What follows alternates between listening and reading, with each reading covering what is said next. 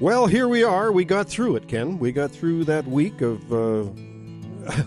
one of my friends actually put a frying pan out on the back patio, put an egg in there, and it actually turned white. It was cooking. That's the wonderful thing about having UVs that are up to 12. Yeah. Your UV rating, so it's pretty high, and it tends to heat things up a bit. Even just grabbing the garden hose was like burning my hand. It's hard to water. It was tough out there. Well, I'm sure the topic today will be a little bit about what happened to our plants over that last week of heat. And we'll do that. But my tip of the week, let's do the tips of the week.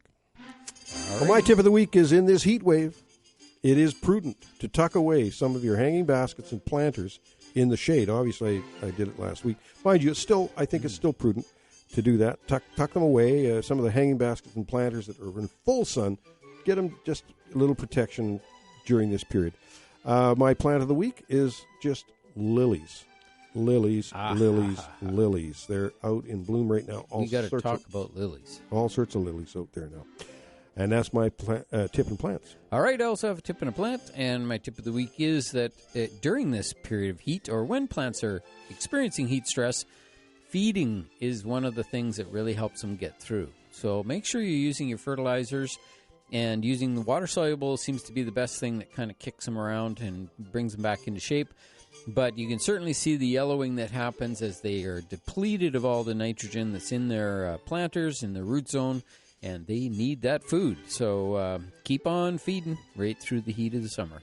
All right, my plant of the week this week is the Buddleia Buzz Series. So that's the butterfly bush. The Buzz Series is a smaller variety, somewhere between 3 and 5 feet tall, but blooms just like the regular Buddleias, the beautiful butterfly bushes, and in full bloom now, and will bloom right through the summer. And one of the favorites of all the pollinators, including butterflies and all that stuff. That's my tips and plants for this week. Remember to check growercoach.com. Perfect, Kent. And I think you could have a little saying going along with your tip of the week. Keep on feeding, and your plants won't be needing. There you go. Needing. That's right. Needing nitrogen. Whatever. Exactly. 250-862-2525 to get through to Ken and I today. If you've got anything to discuss regarding the heat on your plants or just anything else in the garden, give us a call, because we're here to help you out. It has been something else, Ken. I've seen all over town a lot of, in particular, newly planted shrubs and plants. We've been saying that all along. We keep telling people that. Do not hesitate to get the garden hose out and water those freshly planted plants. They have no root system going out getting ambient moisture. All the moisture they get is right at the base of the plant, right where the size of the pot that went in there. Yeah, within the root ball. Exactly. Right. And it's one of these things where I think you'd see a lot of plants. And now remember that plants can go crispy. Plants can get their leaves burned literally right off them by the sun, which is what's happened. Mm-hmm. And plants just drying out, that's a symptom of that moisture stress. But remember that doesn't mean they're dead. It just means those leaves are fried, or the leaves are dropping or shedding because of that moisture issue.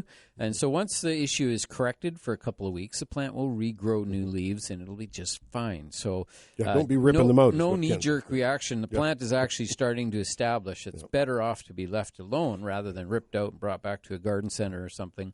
And then, there's no point. The plant's fine. It's just, It's a tough thing, and we're in the garden center business for years. Mm-hmm. I know we saw that a lot, but I bet this is going to be something we're going to see some major reactions going on. So the thing to look for, of course, is to look very, very closely at the latent buds there, and they should, after you get the moisture back in the soil and get them back on track, those things should push within days. Days, that you should see the little buds pushing, and that'll indicate that they're on the right track to get back into. Yeah, and as you often say, look to the new growth. Mm-hmm. Look to the growing tip, and if you see that new growing tip doing its thing, don't worry about the old leaves. Those things will grow back, but it's the new shoots that'll be important. But even with that, it's just a matter of time. And even if it gets right down to it, you scratch the bark to see if it's green underneath. And you scratch that bark a little bit, you see it's still nice and green. The plant is fine. It's been forced into a dormancy. It's like the emergency dormancy. Mm-hmm. But there's not much the plants can do. I mean, we can chase the shade, stay indoors, use an umbrella, a big hat, spray ourselves with water. Mm-hmm. Plants are just stuck out there. They can't move. they can't avoid the sun. And so, and again, we said that last week. My tip of the week was to spray the plants top to bottom with water. And so many people refuse to do it because of the old garden myth, not to spray the plants when it's sunny out, which of course is a big myth. I mean, if that was how many plants times love it. Oh, they just love it. And I've got a whole nursery there where every day, right in the middle of the day, we spray all the plants with water top to bottom every day. Usually at about 11 o'clock and again at 2 o'clock, and sometimes again during that heat wave, again at about 4 or 5 o'clock. And just it's called syringing the plant. It's called just humidifying, moisturizing those plants. And oh my God, they're beautiful. Even I've got a big lace leaf maple that was ripped out of the ground, and we couldn't discard it. We had to put it into a pot. So we put it in a pot, and this was about a month ago or so. And, that thing is absolutely perfect. Right on. It does not have, because number one, we made sure it's not gun dry. And number two is syringing it with water multiple times every day through the heat. So that's only in the case of these newly transplanted plants. But, man, does it relieve the stress. That's right. And it's so funny that if you let the plant dry out to the point of wilting and then spray it with water, of course, the tips will be all crispy and brown because it was allowed to dry out too much. So we got to make sure we're putting the blame where the blame is due. Now, the syringing, of course, can, especially on newly planted plants and plants that are exposed to a heavy sunlight. After all, I mean, how did we grow poinsettia cuttings? We had to leave a film of moisture on the foliage at all times to keep them from wilting. Yep. And so that syringing is very, very important for your plants and hanging baskets and everything else. So when you're watering them, try and get something on the foliage as well. Absolutely, especially when you see them wilting. That's an emergency. Yep. You got to get the water on. That's right. Now let's get back to new growth. It's an indicator of many things, but it's also an indicator whether the plant, like for instance, I've got a client that just purchased a bunch of large trees. Large fir trees, and out of a nursery. They were spade dug and brought them to his property, and he says he's been watering quite meticulously, and I hope he is. I'm sure he is. But the new growth, Ken, on these things came out a little bit, and now with this heat, all that new growth is turning brown. Bad timing. Yeah, when you see that kind of small new growth, there's a problem. We're going to go to the phone lines though here because that's what we do. We've got time to talk to Jan before the break. Good morning, Jan. Good morning, John.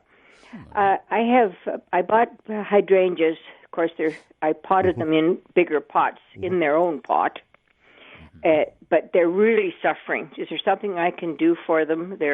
I have them not in the sun as per se all day, but the flowers are dying or drying up, and the leaves are curling, and I just don't know. Do I trim them back, or do I just leave them? Jan, it sounds like a classic moment of no water. I mean, hydrangeas will do that if they get dry, and it just sounds like a classic situation there. Well, you've taken a hydrangea and putting it into a larger pot? I left it in a pot that I bought it in. Yes. And then I just put it in a pot so I could sit it. Oh, I see. So, okay. I didn't transplant it. I just put the pot in a bigger pot with soil around it. I really believe it got dry at least once.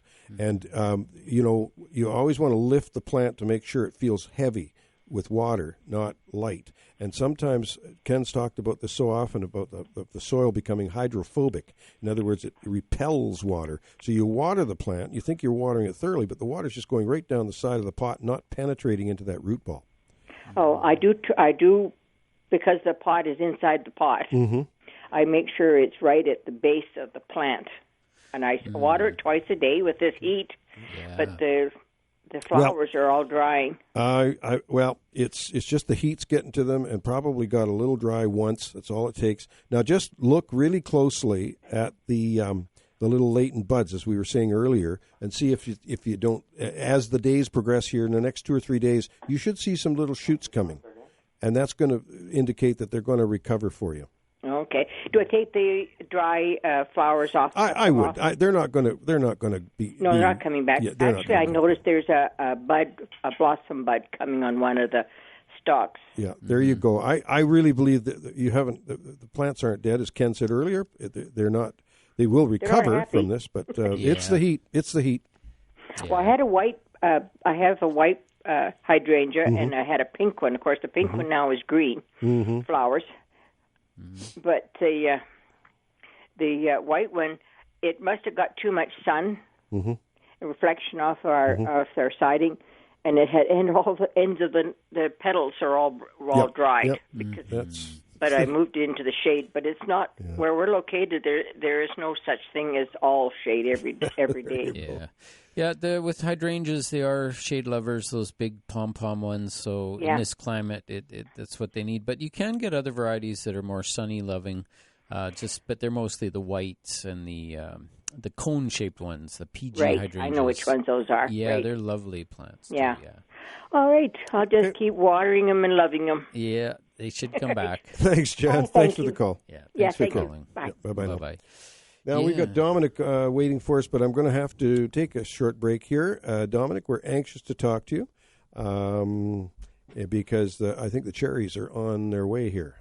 So we'll talk to Dominic when we come back with more AM 1150 Garden.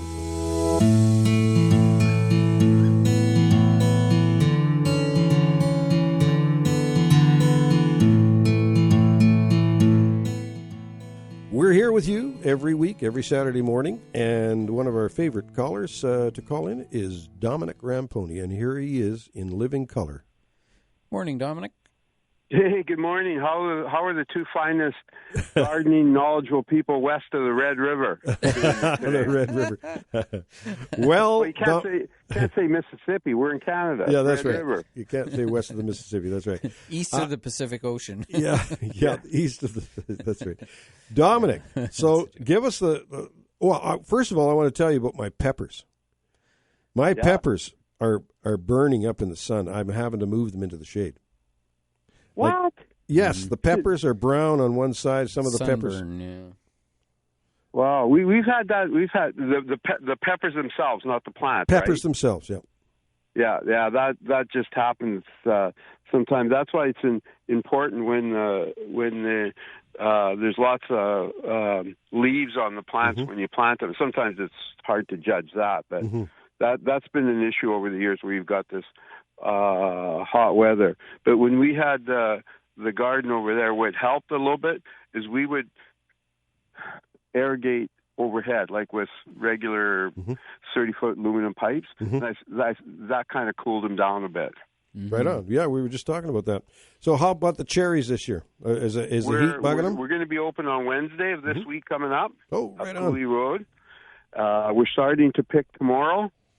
So we'll be ready to rock and roll on Wednesday. It looks like a pretty heavy crop, but we don't know if the size is going to be a factor yet. So the heat would probably have affected the size, you're thinking? Well, what it would do is that they would turn red quicker, but wouldn't have time to grow. I gotcha. Because they just, Mother Nature, it takes so many days after they bloom to grow, and then if you shorten that a little bit, but they're ripe, then the size might be. The flavor will be good. Yeah, that's not a question. Yeah, but the size could be an issue on some varieties. Yeah, on some varieties. Now, and then later we have so many varieties. Like we're just starting to pick tomorrow, but we have so many varieties right till the end of August that that's where the market that the Okanagan has identified with is come August, we're the only place in the planet to have cherries is from the Okanagan Valley. That's very cool. What variety are they picking tomorrow or Wednesday? I mean, ooh, I don't know exactly what orchard we're picking on. I think it might be Crystalinas. I think. Okay. It depends when they go out there. If they're not quite ready, they delay it for a day, right? Right. Because they have to be, when the cherry is red to the stone, that's the optimum flavor. Right. If they're not, they might look good from the outside, but if they're not red to the stone, then the optimum flavor is not there. Gotcha. So we have to kind of wait for. It's one of those things, Mother Nature. Yeah. But we're pumping lots of water to them. That's for sure. Yeah. Yeah, we're using up that water resource. It's going to be tough this year, Dominic. I don't think I've seen in many years. I haven't seen as dry a spring, and the lack of moisture in the mountains. It's just awful. It's really bad. And of course, when you irrigate with the cherries, we use a lot of spinners, right? Mm-hmm. So there's still some evaporation goes in the air. So you have to leave them a little bit longer to get and what we do too is we leave the grass a little longer when it gets really hot in the orchard. Right. It provides coolness to the trees. Yep. And you can maybe save a little bit on the water there. Correct. Yeah. We're going to rock and roll starting Wednesday. So we're excited. We're going to come up and have a chat. And are you going to have your daily question? Yes.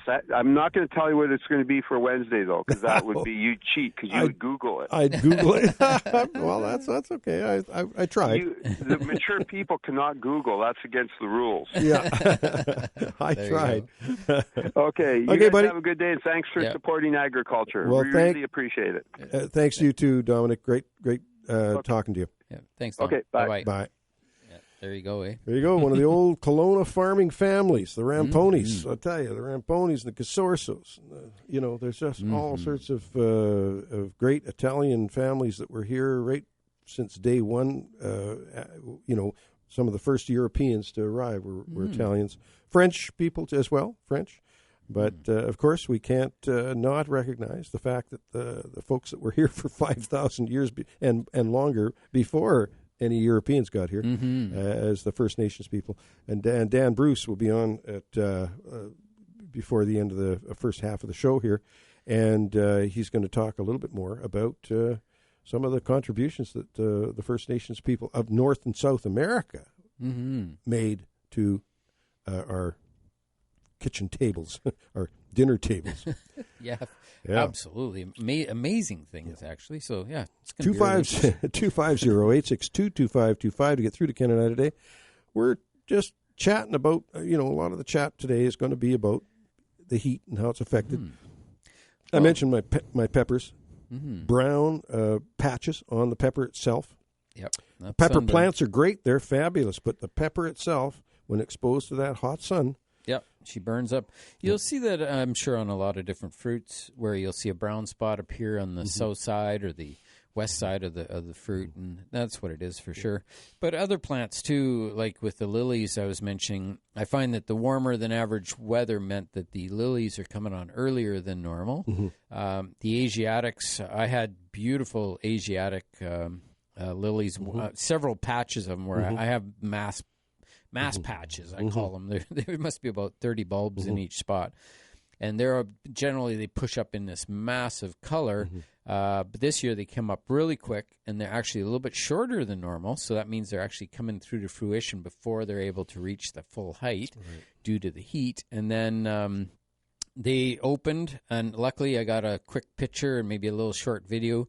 But within 1 day of that hot weather, it just burned the blooms right off of them. And that's right. So that's the sad part of the heat, is that it really shortens the blooms of plants. Yeah, we live in an area, Ken, that's really conducive to gardening. Great gardening experiences going on in the Okanagan. But, boy, when that heat comes on, it comes on. And this last heat wave we've had is pretty much unprecedented for this time of year, especially. Dad used to get quite, not excited, but he'd note the fact, 102 degrees in the shade, he'd say. 102 in the shade. Well, it got to 110.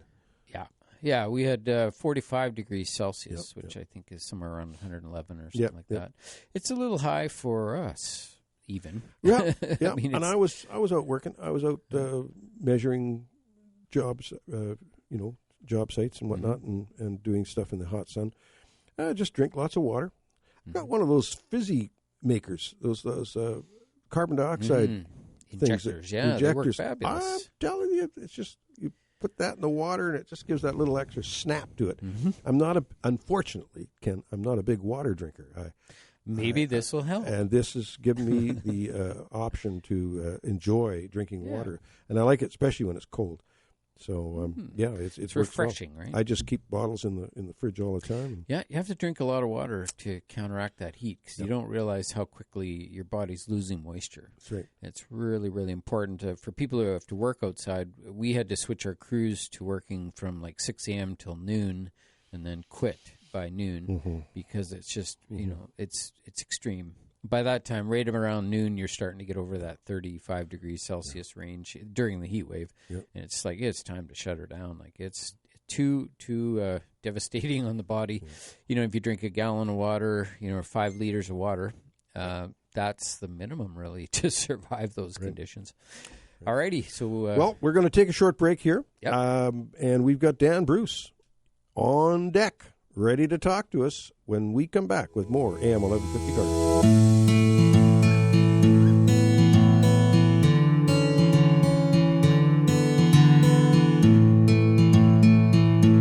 Right on. And as promised, we said Dan Bruce is coming on with us, and here he is in living color. Dan Bruce, how you doing, buddy?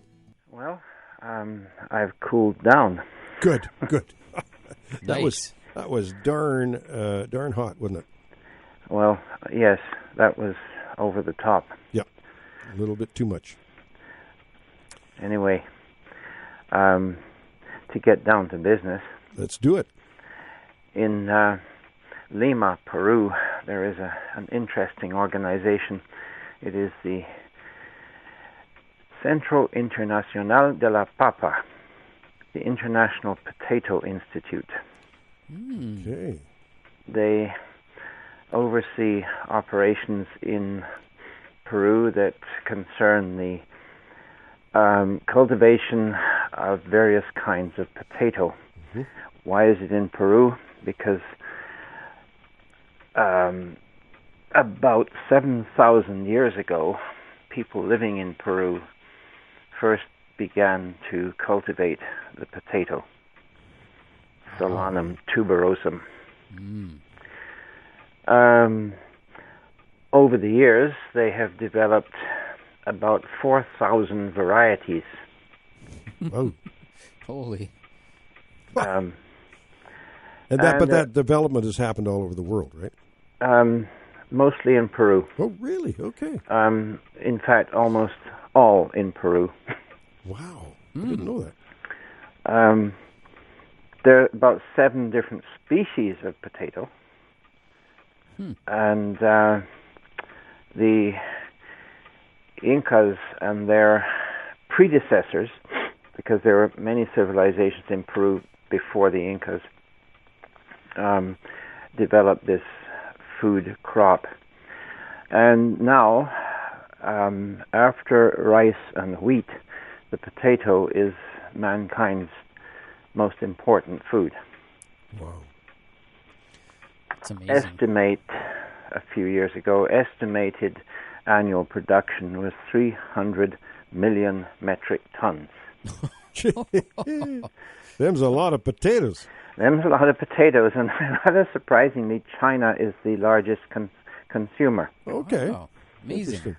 So they must have a lot of McDonald's there. Well, when you stop and think about potatoes, it's not just mashed potatoes or roast potatoes. It is McDonald's, it's French fries, it's potato chips, crisps, whatever you want to call them, all that kind of stuff.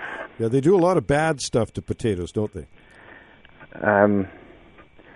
Yes, but you don't have to pick it up. You can. They're tasty.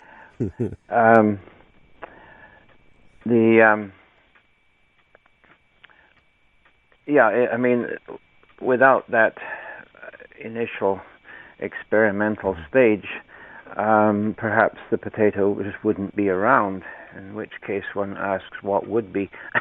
So, yeah, that's right. So, Dan, obviously that particular plant was indigenous to Peru. Yes. Was it indigenous elsewhere in South America, or just pretty much in Peru? No, the high Andes. Okay. not the very, very tip, but No. highland. It's a highland plant. Do they, by chance, still is that first indigenous species of potato? Is it still in existence? Yeah, there are a total of 7, possibly 8 different species of potato. Original species. Yes, and the one of the things that the Peruvian Potato Institute is concerned with is to preserve that gene pool. Right. And near to Cusco today, Cusco is the ancient Inca capital, there's a potato park. It's about 40 square miles, and in it are a number of communities, and they're all more or less involved with the preservation of the potato. Isn't that interesting? That's something I didn't know. I always thought potatoes came from Ireland. Well, or Ohio. Prince Edward Island? Edward Island, yeah, that's where I thought they came from. Potatoes now come from all over the place, but they come to us at the hands of the Incas. That's fascinating stuff. That's great. The situation in Ireland, of course, was rather horrific because once the potato had been taken to Europe and discovered to be a good food, in Ireland it became almost a monoculture. Okay. So the Irish were dependent on this one source of food. So what happened was that potato blight was accidentally imported, and it knocked out the potato crop. So 1845 to about 1853 or 4, over 1 million Irish died of starvation. Yeah, the Great Potato Famine. Yeah. The Great Potato Famine. So with that sort of memory looming over them, as I said, the Peruvians are making really good effort with international help to keep this Potato Institute going and make sure this doesn't happen again. Well, that's really interesting. Now, one question I have too is so the original species of potato, of course, did they do any breeding and development, or did that happen in over the years as Europeans grabbed onto the potato? Did that a lot of the developing into the potato, like we call Pontiac, Kennebec, and Warba, and all the different varieties we use today? Well, those varieties were largely created in either Europe or North America. But the native Peruvians certainly understood the business of plant breeding, and they did it well. They had a huge number, almost 4,000 different varieties, and they all had names and different taste, different appearance. The other interesting thing is that the Incas understood the business of freeze drying. So the potato was cut into slices and then exposed to the icy cold, dry winds in the very high Andes. And the moisture was sucked out of these sliced potatoes, leaving a rather leather-like chunk behind, which could be then either stored that way or powdered, and kept for several years. That's amazing. Do you think they actually invented that program, like freeze drying? I don't think so. I know they did. Really? That's amazing. Isn't that something? And in the Inca language, the Quechua language, this dried potato is called chuño. And it was stored in huge quantities and was instrumental in the spread of the Inca Empire because from this preserved food, of course, soldiers, the Inca army could march independent of local foodstuffs. Yeah, right. Perfect. It was light and dried. Dan, we've got a caller coming in, so we're going to have to leave, but what an interesting tale you had to tell today. That was very good. Mm-hmm. And there is a photograph of the Gellatley family at Fintry before Dunwaters loading sacks of potatoes onto one of the stern wheelers. Oh, wow. So, wow. It all leads back to Fintry. It all leads back to Fintry. And you are now open for business. We are now open for business, and I will be over there this afternoon. Fabulous. And if you want to know a little bit more about what's going on at Fintry, info at fintry.ca. Easy. Info at fintry.ca. You can have your questions answered at that. And, of course, if you go www.fintry.ca, you'll see the website, right? Yes. Perfect. Yes. Dan, thank you again for your valuable information. We appreciate it. All right. Okay, buddy. Take care. Take care, Dan. Yep. Bye-bye. Now, we are going back to the phone line because we are going to have Linda join us. Good morning, Linda. Thank you for calling us. Hi. Thanks, guys. A couple of questions. Mm-hmm. I had these beautiful petunias in the backyard. Watered them, I thought, very faithfully. They were gorgeous. They're not looking so gorgeous anymore now.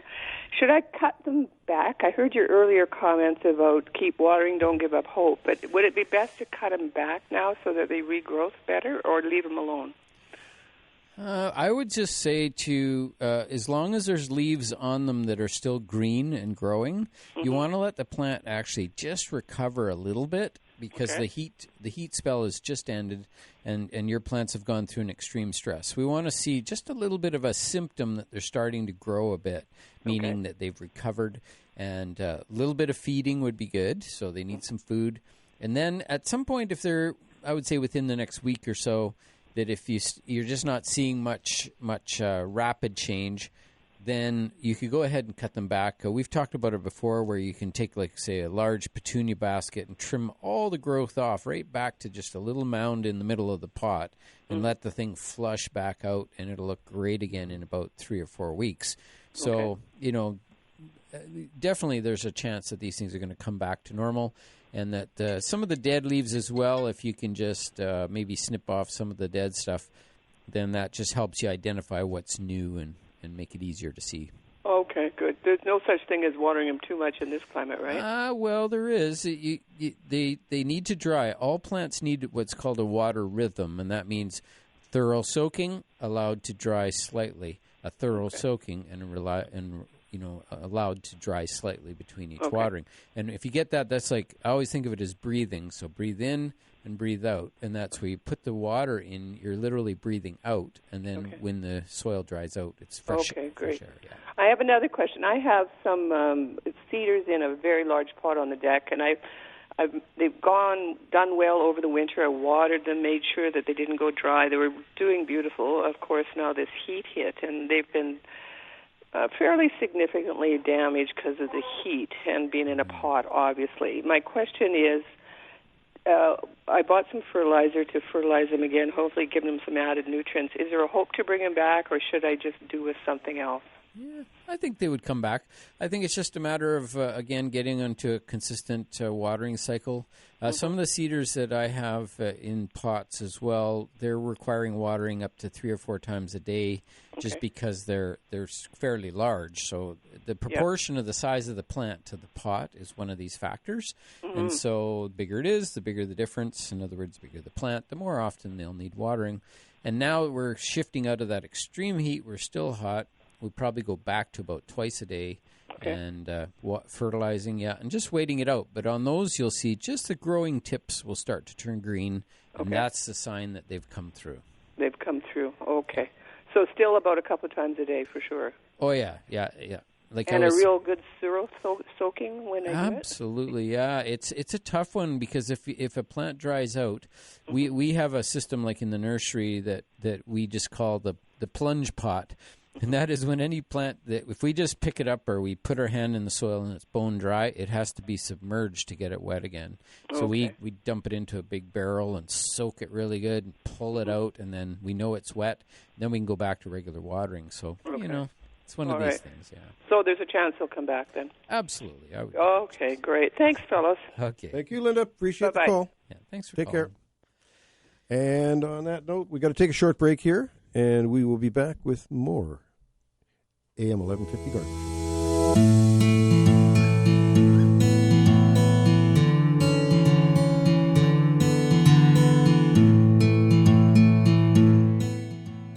Well, we are going to have Addie join us. Addie, good morning. How are you on this smoky Saturday morning?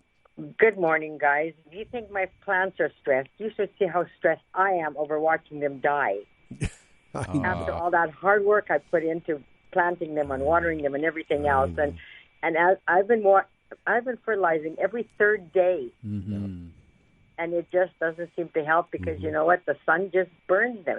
The sun just crisps them. They don't get enough moisturizer, I guess, or moisture to get them to stay. Especially the roses. Yeah. Well, you know, Addie, when you go to the beach, sometimes you see all these beach umbrellas shading people. I know. That's what you have to do with your plants. Put a bunch of umbrellas. My neighbor and I have thought how we could invent something that would open up once it gets over 30. Yeah. Shade cloth installations. Exactly. Anyway, can I fertilize in midday, or should I just fertilize in the morning or at night? Well, yeah, if you could keep it to when the temperatures are a little bit cooler, only because the nitrogen will volatilize and you won't get the effect out of the nitrogen when the temperatures are really hot. So early, either in the evenings or like later evenings or early mornings, like really early, would be most effective. 5 o'clock in the morning. Yep, early when it's cool, because nitrogen reacts to high temperature by volatilizing and it just doesn't last. So that's the one nutrient that plants in planters or in the garden, really, they're going to suffer from nitrogen deficiency before just about anything else, especially in hot weather. And that's when they need it. Yeah. Okay, so in the morning is the best. The other question I have is, I got a hibiscus plant for Mother's Day, and it came in a pot that's 11 inches across. And it's got no drainage, believe it or not. It came from a nursery and has no drainage, which is really... That's odd. Strange to me. Very odd. But can I put it into a 15-inch pot, a 15-inch pot across? Yeah. Has it got drainage? Oh, it's got plenty of drainage, yes. That was good. The first mistake I made, because all I've got now is a lot of yellow leaves, because I didn't realize it, just thinking, well, it came from a nursery, it would have drainage, but it's got the place where the drainage hole should be, but they were never punched. So it's a decorative pot of some sort? Like a... No, it's not. It's just a plain plastic pot. But like I said, the drainage, the holes are there. The circles are there. They just never were punched out. Faulty pot. Yeah, I think we've seen that happen. Like when we used to have nurseries, we would bring in 80, 90,000 pots in groups in boxes, and we'd be working with them. And then every once in a while, you'd pull one out, and the holes weren't popped out, and it was part of the manufacturing. It was like a flaw. Didn't pop them. So I guess it's a nice enough pot, and I'll use it again, but I definitely will make the holes in it. But I was just wondering if I can go a little larger, because this is a plant I'm going to bring into the house in the winter, and then hopefully it survives. Yeah, it should be a long-term plant, because the hibiscus are beautiful plants, and for sure, that wouldn't be outrageous to go to a 15-inch pot or 16-inch. That would be fine, yeah.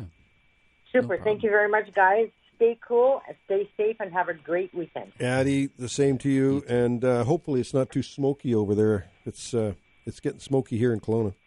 Well, you know what? It's funny because we live kind of in a little bit of a valley, and once we get out into going into Kelowna, or even going into West Kelowna, into the village of West Kelowna, it's smokier, and it smells more than it does here. So I don't know. Good. Well, that's good for you, Addie, because that's the one thing I was dreading this spring when we had such dry weather and the forests were so dry. I thought, boy, oh boy, I mean, the smoke, I guess, is the least of our problems because there's terrible issues going on in other areas that are affecting people very severely. So, but Addie, we always appreciate your call. Thank you very much. Thank you, dear. Enjoy. Okay, bye-bye. Thanks, Addie. Bye-bye. Yeah. It's a tough one out there. Very, very much literally heartbroken over the Lytton situation. It's like, awful. Awful. God, my heart and best wishes go out to all those people who are suffering through that. Boy. And it's just and also it's one of the things we forget with forest fires too. Mm-hmm. So many animals suffer. Yeah, the game, the wild animals, they're suffering, and it's sad. Mm-hmm. But the flowers keep blooming, Ken, and that's what keeps us going. We enjoy our gardens, and that's what keeps us going as gardeners. And we enjoy talking about gardening every week on the Garden Show. And boy, when you and I get together, that's basically what we talk about is gardening and plant issues and what between the breaks or not. Right? Yeah, even during the breaks, we're talking gardening. But that's what we do. Been passionate all our lives. You started at a very young age in the industry, as did I, and we've enjoyed the ups and downs and the sideways and everything else that went along with it. But constantly learning about new plants, constantly learning about plant pathology, constantly learning about breeding and nurturing and taking care of plants. So. It's been a good run. I've enjoyed it, and we should keep on trucking with the gardening industry. The days, though, Ken, right now, I'm just going to tell you what's happening with our days. They're getting shorter, but not by much. They're only 6 minutes shorter than the longest day in June right now. Yep. They're still pretty good. I wonder if it changes like from morning to night, because sometimes it's actually light out like at 4:15 a.m. It's light out. Like it's crazy. And so do you think that changes where the morning light? Maybe this is a question for somebody else. Maybe. An astrologist. Somebody who knows this stuff. Maybe Lance Tanner. Yeah. Yeah, okay. Or no, it would be John Tanner, Lance was right? the dad. Right. That's right. That was my first thought, but that would be really cool to understand that, because I always kind of get that feeling that it's changing, that it's getting sort of light a little later in the mornings, but extending in the evening. I don't know. Yeah. Maybe I'm just out. Ken, you need to get a life. You're thinking too much about the light and dark and all that stuff. But that's good. Hey, you brought it up. I know. Well, the thing that concerns me is, right now, are we on daylight savings right now? Or are we on standard time?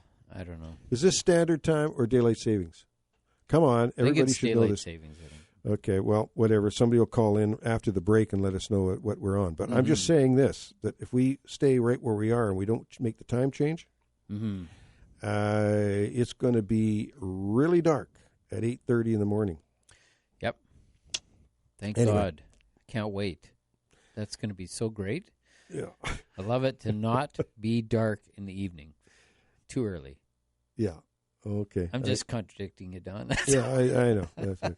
Well, on that note, we're gonna take a break for the news, and maybe when we come back, folks can phone in and talk about the whether we're on daylight savings or on standard time, and we'll figure out just where we are going with this. I know the argument comes up every time the time change comes up, and we start talking about it. But anyway, we will be back with more AM 1150 Garden Show.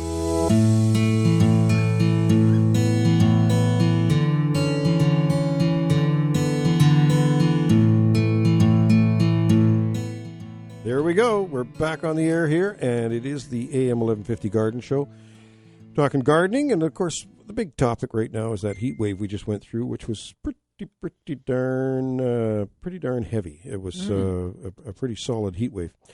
Well, let's talk about something pleasant, about my trip to Chelsea Flower Show that we got planned for next year. We're getting quite a bit of response, and it's very good. But there is a limit to how many people can join us, and so we want to tell people. Because if you're thinking of going to the Chelsea Flower Show, along with the Floriade Flower Show, then please give the Marlin Travel folks a call. We're going to be seeing Kensington Palace and its gardens. That's where Princess Di lived, and they've got a statue they just put up of Princess Di in that particular Kensington Palace. Nice. And the Sissinghurst Gardens in Kent we're going to be looking at. We're going to go to the Chelsea Flower Show, of course, and which is just an amazing show. Went there in 2016 and just had a ball. It was just, you had to have your drool cup as you walked through the show because you were drooling over the flowers. And they don't like you drooling on the flowers. They'd rather put it in the cup. The Chelsea Flower Show, and then we take the Eurostar train between London and Amsterdam. That means you go under the English Channel, through the Channel. The Channel. And then head up to Amsterdam, and we go to a canal cruise, have a canal cruise in the Amsterdam area.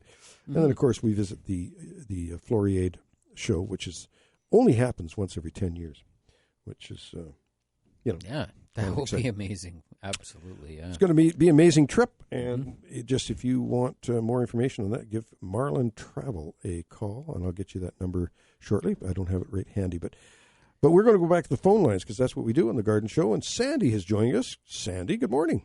Good morning. Good morning. I thought we would be at the farmers market this week, but we canceled it for a week because of the heat. Oh, yeah. So the West Bank market doesn't start until next Saturday. Okay. There you go. Okay. I thought we were going to... I had some plant problems, maybe from the heat. I'm not sure. My bean plants, they're getting mottled yellow leaves, and then they go crunchy. Well, it very well could be the heat. Mine are suffering. Ken's getting more water to his, I think, because mine, I'm having to... I don't know whether the roots aren't deep enough or the soil is poor or whatever, but my beans have suffered, and I get some blotchiness. Not so much blotchiness; they just wilt, and some of the leaves get crispy tips to them. But some of my zucchini leaves are getting crispy tips, and some of my cucumber leaves. But the beans are getting like a really mottled yellow. Well, hopefully it's not mosaic or some kind of a virus. I'm hoping that. Yeah, and I'm just wondering, what should I just cut off any leaf I see with that on, or? That might be wise. Yeah. What that would do is it's telling you if the issue is continuing on. Right. And it's one of these things where when we do see plants that show a symptom like that, crispy leaves or whatever, we remove all the crispy leaves and we see if it's still occurring. Was it just an event or is it still going on? So that sometimes gives you that ability to make that decision. But with the viruses, particularly tend to show up on the older, sort of middle to older leaves on the plant. So that would be sort of typical of that situation. And hopefully it's not a virus, but even with a virus, you'd still get some beans that would be, edible and fine. But it's just, sometimes they just because I haven't got any flowers on my bean plants yet. These are the Blue Lake climbers. Right, yeah. Well, I had that with Blue Lake, too, and I've switched my variety this year, and they were started to bloom when they were a foot high. Yeah, yeah, mine too, and I've kind of gone away from Blue Lake, unfortunately, just because I'm not getting the results. Like as Don's saying, I went to this Italian variety, and I can't remember the name right now, but they were, just as Don was saying, blooming at about a foot high, and I've already got beans forming all across the bottom, even though the tops are about 6 feet high now, 6 or so. The bottoms have beans on them. Yeah, well, I've got them on an arbor going up one side, and the other side has the yard-long beans on it. Oh, and yes. I don't want this disease, if it is, to... I mean, they're going to intermingle at some point because they're growing up the trellis. Well, cut some of those mottled leaves off, Sandy, as Ken said. Cut them off and just monitor things. See if you get more mottled leaves, and if the new growth is looking okay, then you're probably going to be okay.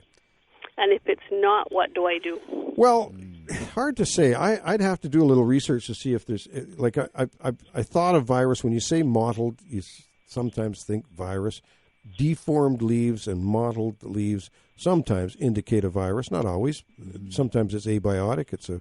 it's just an environmental thing or something. But if it's virus, you'd probably want to carry on and then switch the location of your beans next year. Okay. Yeah. And my beet leaves are getting it looks like it's tunneling inside the leaf, and then it goes brown. Leaf miner. Leaf miner, yeah. How do I get... Well, you got to pick those off. I do, but how do I control them so they don't be there? Well, the only way nowadays is some sticky traps and sticky boards and covering with a screen, so that the insect screening. So what is it that what critter does it's that? It's a little sawfly type of small little fly that lays the egg. Yeah.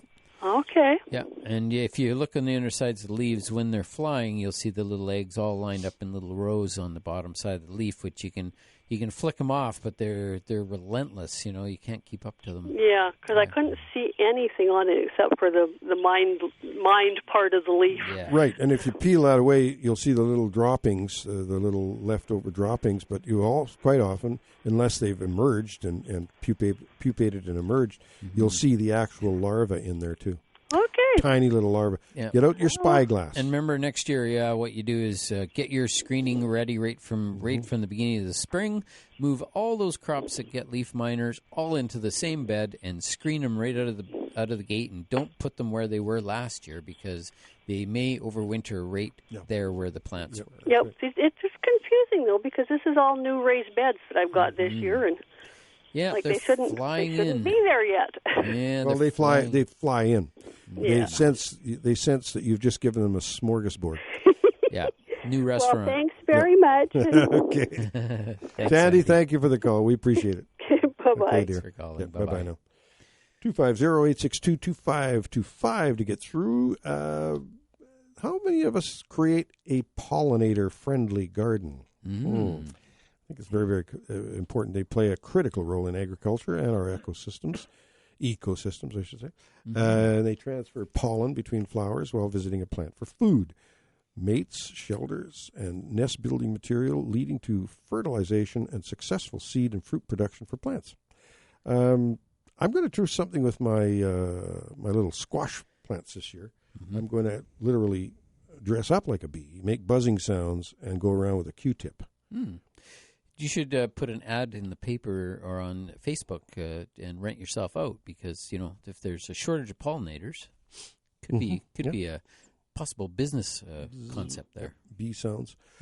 Some of the annuals that are good pollinator attractors: asters, centaurea, cleome, cosmos, heliotrope, helianthus, lobelia, marble of Peru, poppy, schizanthus. Remember all these annuals we used to grow? Salvia, stalks, sweet peas, tithonia, wildflowers, all the different wildflowers, and zinnias. Yep. Some and of the yarrow, some of the perennials are Aquilegia, Delphinium, there you go, Echinacea, lavender, monarda, poppy, Rudbeckia, and yarrow. There you go. So, those are pollinating things, and they're good. Yeah. I had a client that was trying to give a little bit of screening, Ken. He's very interesting. He had a fish pond out in front of his yard, nice dry river, wet riverbed coming down to the fish pond, a little waterfall, very nicely done. And he got tired of dealing with the fish. He had a lot of raccoons and everything coming and taking his fish. So he took the fish out, threw in a chlorine puck, and now it's his little swimming pool. It's that deep. If he stands in it, the water's up to his chest. Oh, there you go. So it's really cooling in this weather, right? But he wanted to get a little bit of screening so that people didn't see him and his wife having their little swim. And I had suggested boxwood, and then I thought, you know what, boxwood can be finicky. They don't have to be, but they can be. And it takes a little while for him to get some height there. I said, what about using overdam feather reedgrass, the variegated feather reedgrass? He said, well, I love that. But he said, close to the pond is no good because the flowers will drop into the pond, which makes sense. So I said, I thought about it overnight, and I phoned him back. I said, Brian, why don't you plant the feathery grass, but just don't let them go to blossom. Just cut them like you would a lawn, just keep shearing off the tops and they won't go to blossom, and they'll give you enough height. You only need it about 2 feet, and it'll give them enough height for the guard, the screening, but it won't cause a problem with the seeds. Yeah. So there you go. That was the answer for that. And so if that helps somebody that wants a little bit of screening around their pond or their fish pond or their pool, and they don't want to have the flowers going to the pond, then just shear them off just like you would grass. Yeah, and overdam is a really good ornamental grass. It's one of the better. It's variegated, but you can't really tell it's variegated from a distance because it just looks like grass. But if you want they're more controllable, manageable. The Carl Forster, which is its cousin, is way bigger and way more robust. It's a bigger animal for sure, and it's one of the issues that it has is when it's given a good environment, it gets quite big. But overdam is really nice. It's very controllable and manageable. And I split mine up last year. Maybe it was the year before I split it up, and gave all the little chunks to my neighbor, and they just all grew. They were nice, and they got a nice row of overdam over across the street. Yeah, we're going to take a short break here, Ken, and folks, we've got to do that at this point in time. We invite your calls 250-862-2525 to get through at us on a smoky, warm Saturday morning. We'll be back with more AM 1150 Garden Show.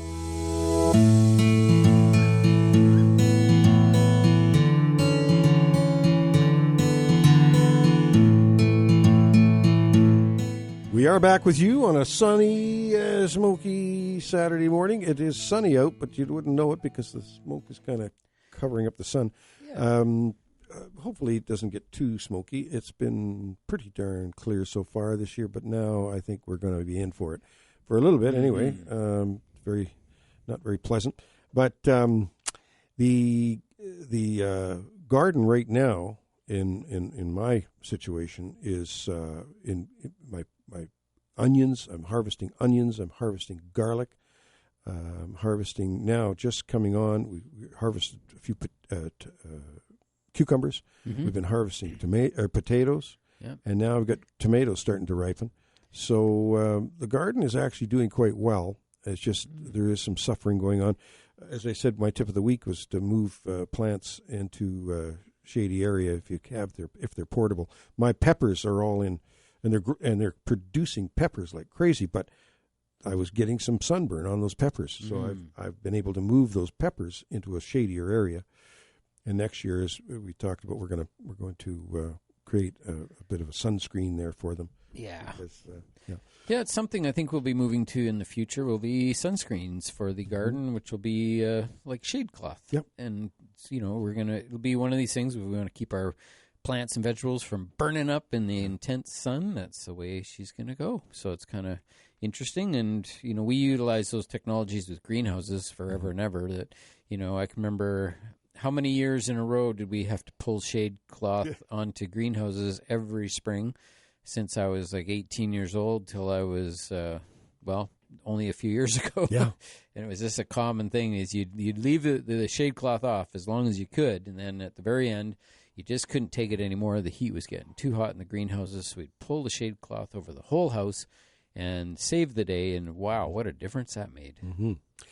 We had Jackie inform us, gave us a call, and I took her call off the air, and she has informed us we are, in fact, in daylight savings time. Mm-hmm.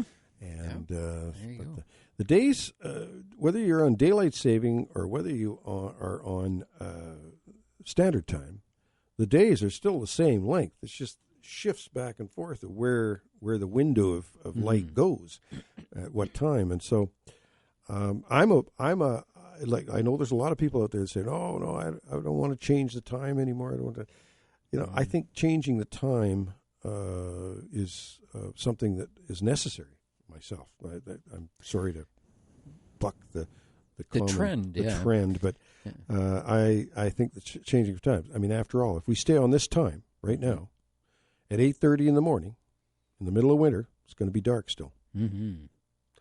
And that's not fair. You don't get up before 10. What are you talking about? Yeah. You're retired now. You sleep in. That's right, retired. I'm trying to retire. Semi-retired right now. We got to invite and welcome Diane to the show. Good morning, Diane.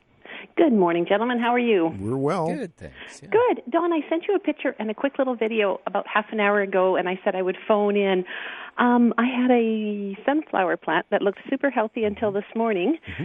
The bottom of it, right at the soil, is covered in white mold, and the whole plant is wilted. Oh, my goodness. You've got something going. Yeah. You've got something attacking the trunk right at the base. I'm just going to look your email up here, and I'm going to have a look at the pictures here. But when you see that white, the white is right on the stem itself. It is all around it. Yeah, right at the soil level, and about an inch high at least. Yeah, some type of a crown rot of some sort. Yeah. So the crown of the plant, there's two crowns on a plant. One is the top of the plant, but the other is where the roots meet the stem. And there are actually quite a few diseases that will affect that. But on a sunflower, that seems a bit odd. They're such a vigorous plant. They tend to outgrow everything. Yeah, and I'm just hoping it doesn't spread to the rest of them. I pulled it and disposed of it, but I'm hoping my other ones won't. It won't just kind of move through the whole bed. Yeah, it'll spread through the soil, whatever it is. So it is something that's we'll have a look, but we'll likely see the mycelium. So it's not actually going to really tell us the name of the specific fungus, but unfortunately, soil-borne diseases like that's how they do spread. And even if you picked up some of that soil and sprinkled it around, you'd be sprinkling around the fungus as well, right? So you have to be careful to keep it sort of isolated. Unfortunately, dear, Diane, you are in trouble. It could be Pythium. Yeah, Pythium. Looks like Pythium, yeah. Now, what, have you got other sunflowers? Yeah, there's several in that area. I had a little clump of them. And this is the only one affected? It is. Well, definitely what you want to do is carefully, without making the spores blow around, dig that baby out of there. Mm-hmm. I would, first of all, cut the top off, right above that damaged area. Cut that out, get that out of there, and then very carefully lift that out, get it in the green bin.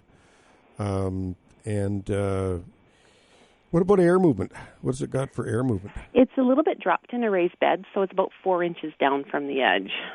And there's calendula and stuff planted at the base, so there's other stuff around it. Air movement is important to keep that fungus from really getting attached and into the plant. So somehow you want to make sure things are relatively clear so that the air can move through that.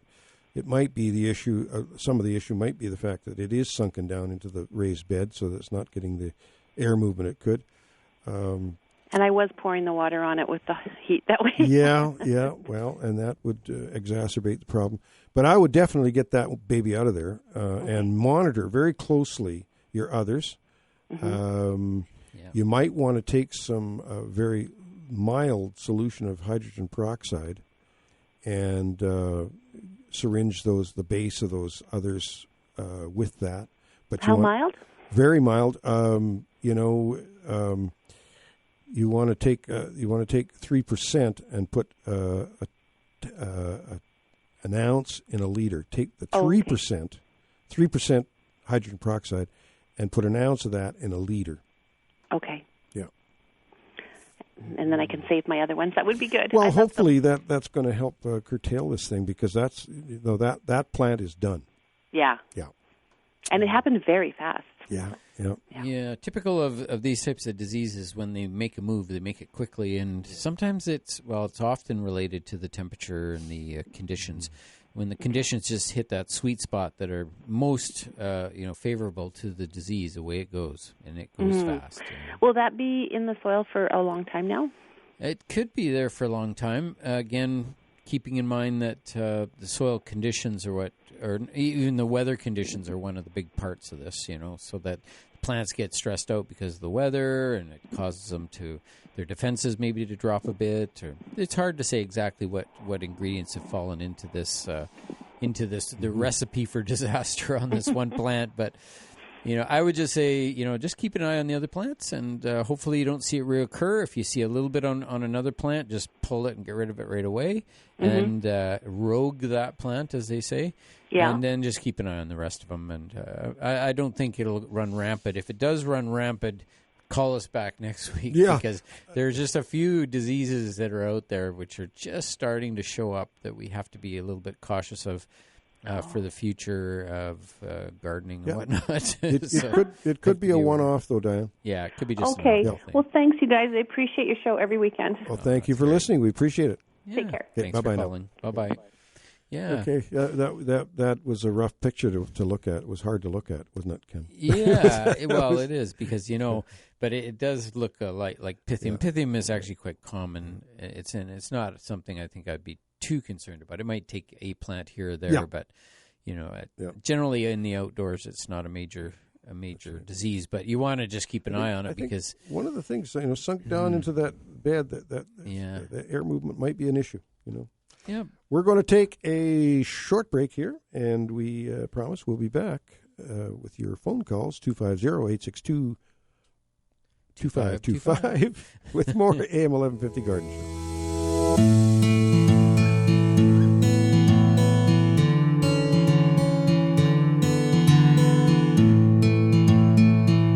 Well, here we are. We've got a plugged switchboard, so we got to get right to that. And I was just showing Ken a couple of old pictures. I got a picture of myself and my sister on the Grouse Mountain chairlift in 1959. Kind of fun. Cool. So we're going to go right to the phone lines here. And where are we here? Let's see here. We've got Vivian joining us. Good morning, Vivian. Yes, good morning. How are you guys? We're 100%. Yeah. 100%.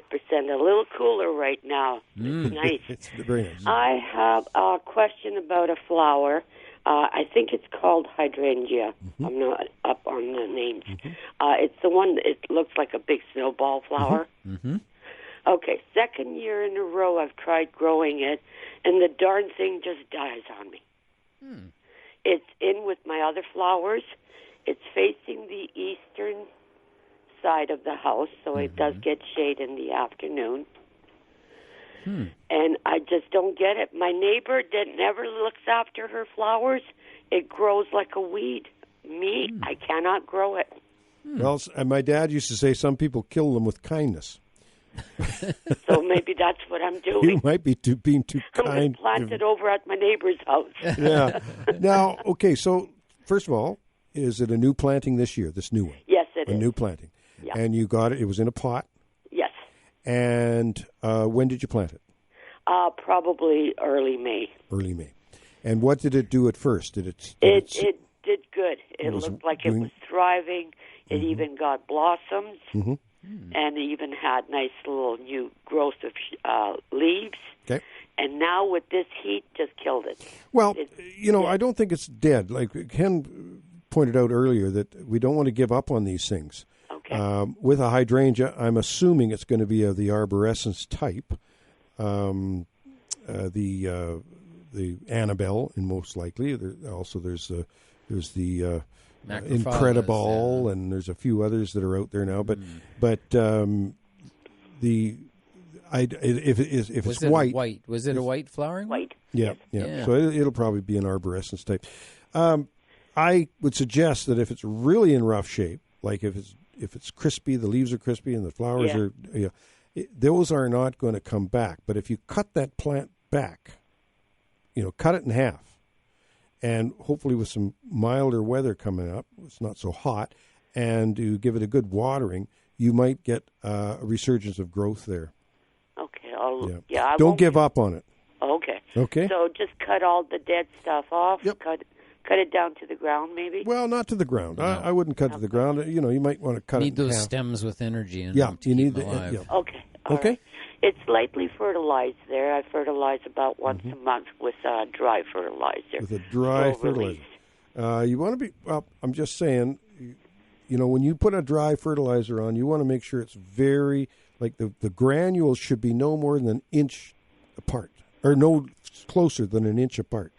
Okay. The granules themselves of a dry fertilizer. All right. We often put a clump of it down there, and you can burn a plant very easily.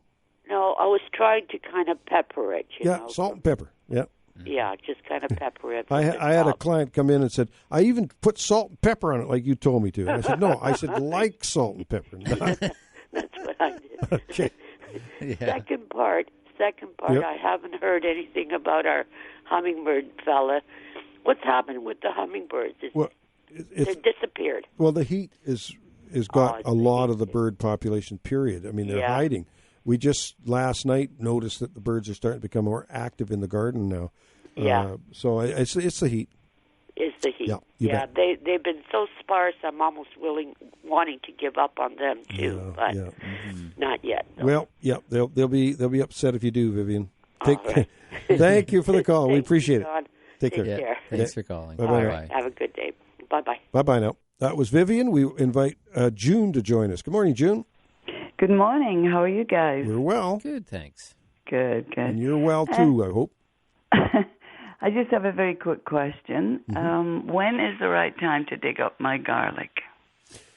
Well, if you've got scapes forming on the top and the leaves are starting to turn a little bit brown on the tips, I mean, you can dig them early if you want, or late. I mean, I'm digging garlic now, and as we use it as I dig it, I put it with my potatoes. I love garlic and potatoes.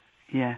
Mm-hmm. But okay, then. If I want to leave it longer in the ground, I can do? Well, as long as the foliage is green and looking healthy, yes, that's going to improve the size of the garlic down there. But if the foliage is dying a bit and looking brown and whatever, it's not. They're not going to improve. Just the tips, just the tips. Start going brownish, yellowish and brownish. You can leave them for a bit. Yeah, just bit. Don't I'm overwater. thinking, the heat, because. Well, just like Ken just said, don't overwater. If they're good for a month or typical harvest time for the garlics is after the 15th of July. So you're still a bit early. Mid-July. Mid to end of July. Yeah. Oh, okay, that's all right then. I thought, well, I wonder if I can leave them in a bit longer. I'm thinking because of it's better if they're in the cooler weather. Yeah. Well. Like I say, I leave some in, I dig some out. This is garlic season now coming up. Just as you go along. You bet. Okay. Usually, I think they're a little earlier this year because normally, like I say, they're like Ken said, it's more into July. I think they are actually. Yep. Mm-hmm. But enjoy them. All right, I do. Okay, and so does all my friends and family. Yeah. Everybody comes around. Where's your garlic? We love garlic, don't we? Yeah, you bet. All right, well, thank you, guys. Thank you, dear. We appreciate your call very much. For calling. Bye. Okay, bye-bye now. And we welcome Brenda to the show. Good morning, Brenda. Hi, good morning. Dawn, Brenda Wemp here. Brenda Wemp, my high school friend. How are you doing, girl? Good, thank you. And how about you guys? We are doing well. Yeah, we're doing very well, Brenda. Great. Yeah. Well, I have two questions, if you'll allow me. But my first one is about cherry tomato. I have pots I bought at Costco. And one of my cherry tomato plants is doing really, really good. And the other one is it's producing long branches of leaves, and the fruit is hardly producing anything. And what it has produced is teeny, and it's about 3 of them, and they're just absolutely tiny, and they're turning red as absolutely tiny. So my feeling about it, my instinct is to cut off these branches that are kind of going crazy. Yeah, well, you can do a lot of pruning on tomatoes. I've been really pruning some of the, the rampant vinage. I've pruned it back so that I got a nice contained plant. I don't know what the answer is to your smallish tomatoes, but I'll tell you this.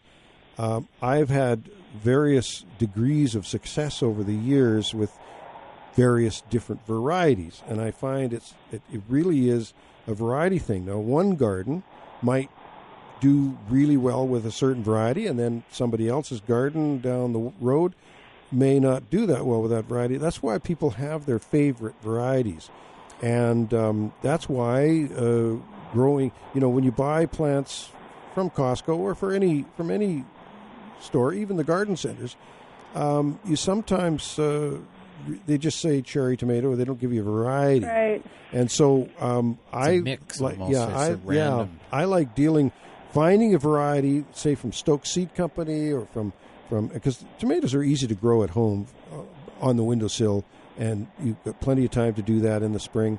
And so then you know the variety that you'd want every year. You get it for sure because it's from seed, and you know it's the right seed. Now, or you could go to a garden center and buy a certain variety. But I've had the last couple of years, I've had rough luck with my grape tomatoes and my cherry tomatoes. They've been determinate tomatoes instead of indeterminate. You want an indeterminate one that climbs and has tomatoes coming on all the time, rather than having the determinate type. And it sounds like you might have a determinate type in that tomato plant that's acting funny, the small, and it's just not liking your situation. So I think in the long run, it's not helping in the short run, this answer, but in the long run, you want to find a variety that you can trust and grow each year that likes your environment. And buy it from a reputable seed company and seed it yourself, even though it is nice to buy the plants that are already grown.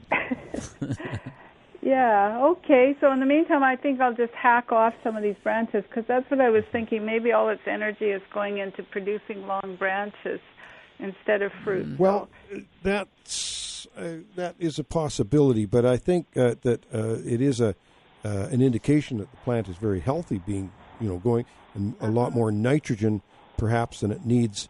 The nitrogen creates that top growth and rampant growth, whereas your phosphorus, the middle number, feeds the fruit. Okay.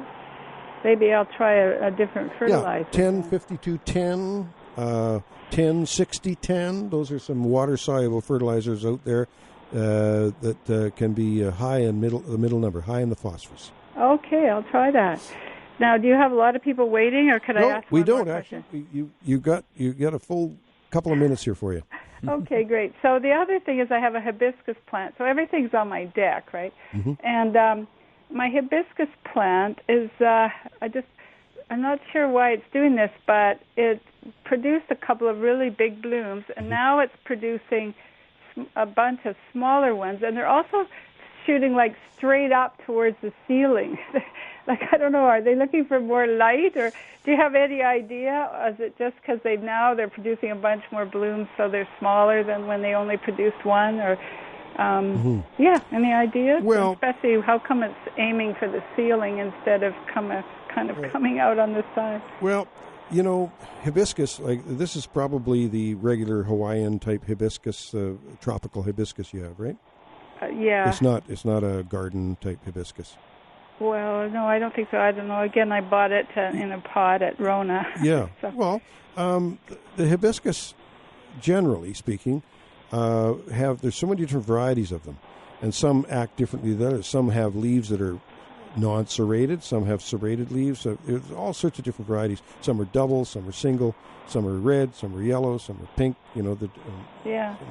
And so it all depends on what variety you have and how it's physically acting and its habit.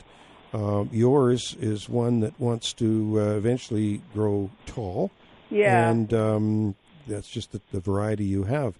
There's so many varieties out there. Some are quite compact. I've had one for a few years now that is quite compact, and I just keep it trimmed down, and it comes on every year with this new foliage and new flowers. I've never seen actually a hibiscus with different size of flowers, though. That's a bit confusing. Mm-hmm. Well, not at the same time, but when it just produced one at a time, they were really big, and now it's producing little ones. But it's producing a bunch at the same time. Yeah, it just sounds strange. It's almost like the effect of a virus or something. Oh. Sometimes they'll produce like clusters of smaller blooms, which again would be a potential mutation caused by a virus of some sort. But hard to say at this point. I would just remember that hibiscus love super bright light. They would almost rather be growing like out on a deck or something. And they love the warm temperatures, and they love the temperatures like as if you were in Hawaii, maybe. I don't know. They like their food, too. They like food, yeah. Send me a picture, light. Brenda. Yeah. Okay. Send me a picture. Yep. Okay, how do I do that? Well, you can send it to dawn@thegardenexpert.com. Okay. Or you could text it to me at 250 878 6878. So it's 250-878-6878. Sorry, 250. Yeah, 878 878. Yeah, 6878. It's a palindrome, same forward as it is backwards. 6878. Yeah. Okay, I'll do that. Yeah. That's great. And Brenda, it's been a pleasure talking to you. I can just see your face right now. I can see your 16-year-old face right now, Brenda. Okay, that's good. That's good. Great. Okay. Me too. Okay. Take have care. a good day. Okay, dear. Bye-bye. Yeah, bye-bye now. Thanks a lot. You're welcome. Bye-bye. Yeah, we're going to have to take another short break here, and we'll be back with more of your calls and more AM 1150 Garden Show.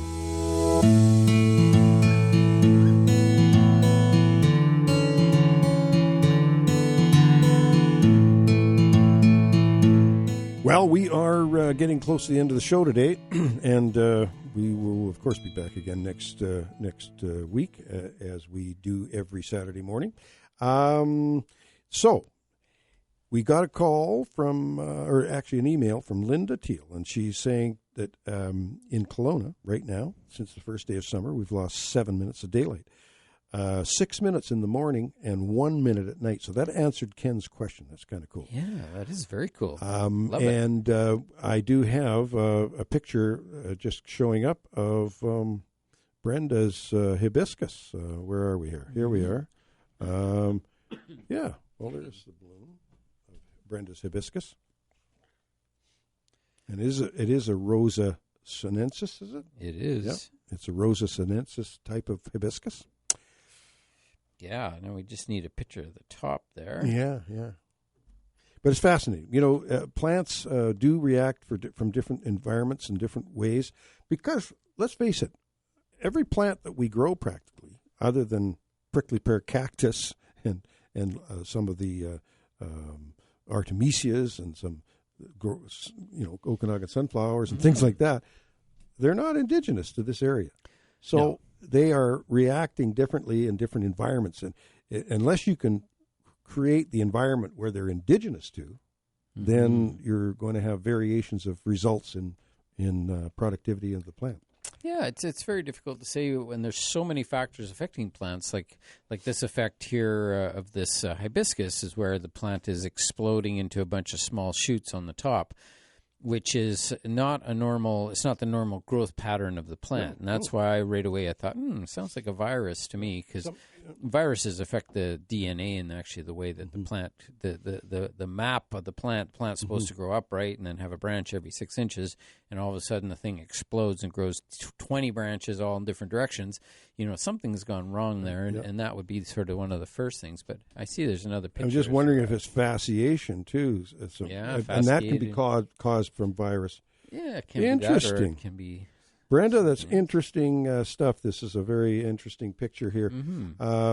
Maybe what I'll do now that I've got this communication with you on my cell phone, I will give you a call or something and talk to you more about it, because we're running out of time for today's show. But that's interesting how that very, very little foliage at the bottom. Did that foliage just drop off? There's some questions I want to ask you. So anyway, it's pretty interesting looking. We are getting to the end of the show here this morning, and have enjoyed every second of it, of course. And we are about to finish the show off, but I want to remind people again that we're not only when we go to the Chelsea Flower Show in next spring. That's going to be on the 22nd of May next year. We get to the Chelsea Flower Show. We're going to be going to the Royal Botanic Garden Kew. We have that option. We can go a little earlier and go to the Royal Botanic Gardens Kew, and that is a treat in itself. That's an amazing. That's one of the world's best gardens, and just one of the oldest. Kew Gardens. It's amazing. Yeah. There's a percentage of the world population of species of plants that live there, something like 2% or something. That was actually the Royal Botanic Gardens in Edinburgh. The Edinburgh Botanic Garden. That's what they claimed. Now, I didn't hear it Kew, but Kew Gardens is it's a botanic garden. There's no question about it. But there's more of historical stuff going on there. There's a big pagoda that went up in honor of the Chinese community. In the mid-1800s, this pagoda went up, and you can climb up to the top of that. and there's also a high. You can walk through the tree canopy on a ramp or something. Very quite interesting. We're going to probably be able to take one more call here. We've got a caller calling in, and it happens to be Laura. Good morning, Laura. Oh, good morning. Thanks for taking my call. I'll be brief. Okay. We have this wild morning glory trying to grow on our lawn, and we've been fighting it every morning. My husband gets down on his hands and knees and pulls it out. It's not taking over the yard, but we just don't like it. Was there anything we could spray on it? Well, on the lawn, the only thing you could use is a product called Killex, and that Can will you have. Speak a little louder, please? I said a product called Killex. Pardon? Killex. Killex? Yeah, you can buy that at the garden centers, and or you can have a professional lawn weed control company come in. Their products are a little bit stronger. I can't hear you. Well, I'm speaking right into the microphone. Well, maybe it's my phone, eh? Well, yeah, I am speaking. I'm almost kissing the microphone. Better. Yeah. Okay. How about I'll hold my head like this? It's like trying to. Anyway, it's like you might want to give a spray company, a lawn care company that has a spraying attachment to it, to come in because. I don't think we would need a spray company because it's not taking over the yard. Well, if you go to a garden center, they'll sell you some Killex. Killex. Killex. Killex, yes. Okay, great. And okay, thank you very much. That might help you. That's all we wanted to know, okay, and dear. appreciate it. You're Bye. very Good welcome. luck. Thanks. Bye-bye. Yeah, convolvulus, the wonderful bindweed, almost impossible to get rid of that thing. It is tough. It's tough. But and keep picking it. Keep picking it is one of the things a person can do, but it's a tough one. Yep. We're going to have to say goodbye here and do the tips and plants of the week. You betcha. And a shout-out to my Auntie Kay, of course. I love my Auntie Kay. Okay, my tip of the week is in this heat wave, it's prudent to tuck away some of your plants, your hanging plants and planters in the shade. Give them a little break from the sun. And my plant of the week is lilies, just lilies all over the place. Very nice. And my tip of the week is that feeding plants through the heat does help to reduce the heat stress. And my plant of the week is the Buddleia Buzz series, which is a dwarf form of the butterfly bush. They stay under about 5 or 6 feet high. I actually have one that's only about 4 feet high. It's a lovely pink one, and they're just a beautiful plant. And boy, do they attract the pollinators as well. So butterfly bushes, not only do they attract butterflies, but other pollinators too. That's my tips and plants for this week. Remember to check growercoach.com. Right on, Ken, and I've had a wonderful experience in the last day or two. I've finally got my milling machine, and as everybody's been listening to me over the last little while, I've wanted to have a lathe, a metal lathe, and a milling machine since I was 14 years old. Wow. And I said, before I grow too old, I'm getting up there, but before I get too old, I want to have one. So I finally was able to purchase a milling machine and a lathe. Boy, it's just a new beginning for me out in my workshop. That's awesome. I've got to reorganize stuff, though, because, I got a workshop that has a metal working shop now and a woodworking shop. When you get those two combined, it's a little bit, you're stepping on each other's toes a little bit. Oh, yeah. You've got a pretty organized shop, though. You just have to just work on it, and you've got even some of your tools on wheels, which is I put cool. everything on wheels. I've got all my table saws on wheels, my band saws on wheels, my drill presses on wheels, my acetylene oxygen tanks are on wheels, my MIG welders on wheels, everything, and my workbench is on wheels. Everything's on wheels. I can move everything around. Perfect. Even my router bench is on wheels, so I can move stuff around and organize. Because it isn't a huge shop, and so with all that equipment in there, you're kind of tripping over everything. I am going to give you now the Shigo moment, the Shigo quote of the week, and Dr. Alex Shigo is someone that Ken and I both met, fortunately, and he's now passed away, but he was the father of modern arboriculture. He says, many people are not hard of hearing, but hard of listening. Get that one. And on that note, we're going to say goodbye. We'll be back next week with more AM 1150 Garden Show.